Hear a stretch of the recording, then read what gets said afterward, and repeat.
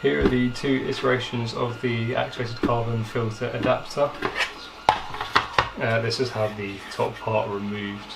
This is the first iteration. As talked about previously, this was changed because the profile itself of the design was not fitting with the rest of the design. It wasn't aesthetically pleasing, it was a bit too sharp.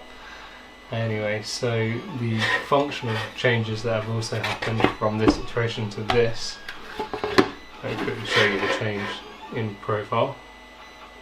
But yeah, functional changes are the O-ring groove, which was right at the edge of this shoulder, has been moved further back into the body on this design. As you can see, it's much closer to this ridge here.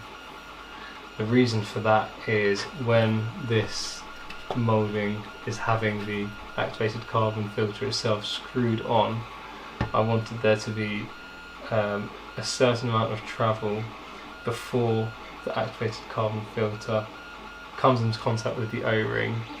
This would allow the person to get the activated carbon filter onto the thread before having to fight the force of the O-ring seal itself, which has drastically improved usability.